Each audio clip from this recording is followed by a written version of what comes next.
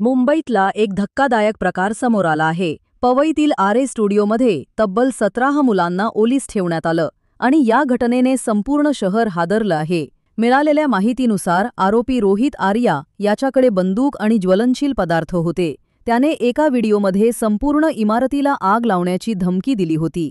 पोलिसांच्या तपासात आता एक मोठा खुलासा झाला आहे. हा संपूर्ण कट एका दिवसात आखलेला नव्हता. रोहित आर्या हा मागील 3 महिन्यांपासून हा प्लॅन तयार करत होता. विशेष म्हणजे आर्याने अ वेन्झर्ड डे या चित्रपटातील काल्पनिक कथा प्रत्यक्षात उतरवण्याचा प्रयत्न केला. त्याने ऑनलाईन जाहिराती देऊन बाल कलाकारांची ऑडिशन घेतली होती. पवईतील स्टुडिओ स्वतःच भाड्याने बुक केला होता.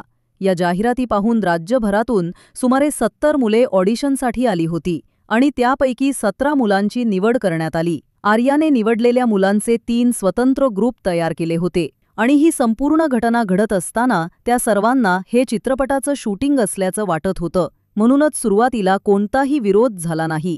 पण सर्वात भयानक बाब म्हणजे पोलिसांना घाबरवण्यासाठी आणि प्रशासनाला वेठीस धरण्यासाठी आर्या 4 मुलांना पेटवण्याचा प्रयत्न करणार होता. यासाठी लागणारं सगळं साहित्यही त्याच्याकडे तयार होतं. व्हिडिओमध्ये आर्या म्हणतो तो एकटा नाही, त्याच्यासोबत इतर लोकही असल्याचा तो दावा करतो. आता पोलीस त्याच्या या सहकाऱ्यांचा शोध घेत आहेत. सुदैवाने पोलिसांनी तात्काळ कारवाई करत सर्व मुलांना सुरक्षित बाहेर काढलं. मुलांचं वैद्यकीय परीक्षण करून त्यांना त्यांच्या पालकांकडे सुरक्षित सोपवण्यात आलं आहे. रोहित आर्याने शिक्षण विभागावर 2 कोटी रुपये न दिल्याचा आरोप केला होता. मात्र शिक्षण विभागानं हे आरोप पूर्णपणे खोटे असल्याचं स्पष्ट केलं आहे. मुलांना ओलीस ठेवण्याच्या कटाची प्रत्यक्ष अंमलबजावणी करण्याआधीच आरोपी रोहित आर्या गेल्या काही दिवसांपासून या संपूर्ण कटाचं नियोजन आखत होता. आर्याने एक चित्रपट बनवण्याचं नाटक रचलं होतं. त्यासाठी त्याने बालकलाकारांची ऑडिशन ठेवली आणि त्याच निमित्ताने हा भीषण कट रचला. या कटाचा भाग म्हणून आर्याने मराठी चित्रपटसृष्टीतील अभिनेत्री रुचिता जाधव हिलाही कॉल केला होता. मी एक नवीन चित्रपट करतोय आणि तुला त्यात कामाची संधी द्यायचीय. तू आरे स्टुडिओत ये असं सांगत त्याने तिला बोलावलं होतं. मात्र सुदैवाने त्या दिवशी रुचिताच्या घरी वैद्यकीय अडचण निर्माण झाली आणि ती स्टुडिओत पोहोचली नाही आणि काही दिवसातच रोहित आर्याचं हे भयानक कारस्थान उघडकीस आलं.